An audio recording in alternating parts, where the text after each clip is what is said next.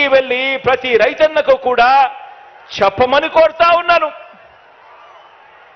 ఈరోజు విందు భోజనం పెడతా అని, బిర్యానీ పెడతా అని మోసపూరిత ఆశ చూపించి చంద్రబాబు ఇప్పుడు మనం పెడతా ఉన్న అన్నాన్ని, గిన్నెని రెండింటినీ కూడా రైతన్న దగ్గర నుంచి లాక్కోవటానికి అడుగులు వేస్తా ఉన్నాడు. గతంలో ఇదే పెద్ద మనిషి చంద్రబాబు నాయుడు గారు తాను బేషరతుగా చేస్తానన్న 87,612 కోట్ల రూపాయల రుణమాఫీని ఓ మోసంలా ఎలా మార్చాడో ప్రతి రైతన్నకు కూడా గుర్తు చేయాల్సిన అవసరం మనలో ఉన్న ప్రతి కార్యకర్తకు ఉంది. 2019లో సీఎం అయిన మీ జగన్ పేరు చెబితే, మన వైఎస్ఆర్సీపీ పేరు చెబితే అక్క చెల్లెమ్మలకు గతంలో ఎప్పుడూ కూడా జరగని విధంగా ఈరోజు అక్క చెల్లెమ్మలకు ఓ అమ్మఒడి, అక్క చెల్లెమ్మలకు ఓ ఆసరా, అక్క చెల్లెమ్మలకు ఓ సున్నా వడ్డీ, అక్క చెల్లెమ్మలకు ఒక చేయూత, అక్క చెల్లెమ్మలకు ఒక కాపు నేస్తాం, ఒక ఈబీసీ నేస్తాం, ఒక 31 లక్షల ఇళ్ల పట్టాల పంపిణీ, 22 లక్షల ఇళ్ల నిర్మాణం వేగంగా జరుగుతా ఉన్న పరిస్థితులు. ప్రతి అక్క చెల్లెమ్మ ఫోన్లోనూ ఒక దిశ యాప్, ఆ ప్రతి అక్క చెల్లెమ్మకు తోడుగా ఉండేందుకు అదే గ్రామంలోనే ఓ మహిళా పోలీస్. ఇవన్నీ కూడా గతంలో ఎప్పుడూ జరగని విధంగా మీ బిడ్డ ముఖ్యమంత్రి అయిన తర్వాతనే ఇవన్నీ కూడా అడుగులు పడ్డాయి, జరుగుతా ఉన్నాయి.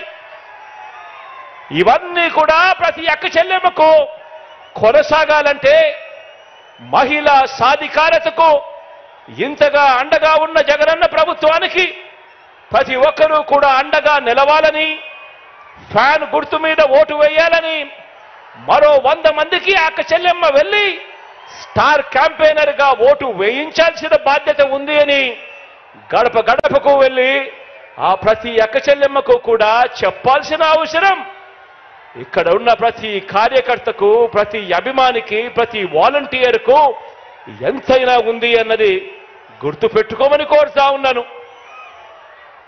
ఆ ప్రతి ఇంటికి వెళ్ళినప్పుడు ఆ అవ్వ తాతల చిరునవ్వుల మధ్య వాళ్ళందరికీ కూడా ఒక్క మాట చెప్పండి, ఆ అక్క చెల్లెమ్మలకు చెప్పండి, ఫ్యాన్ ఎప్పుడు ఇంట్లోనే ఉండాలి,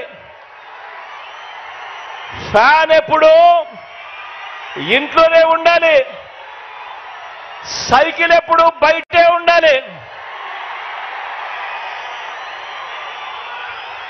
తాగేసిన టీ గ్లాసు ఎప్పుడు సింక్ లోనే ఉండాలి.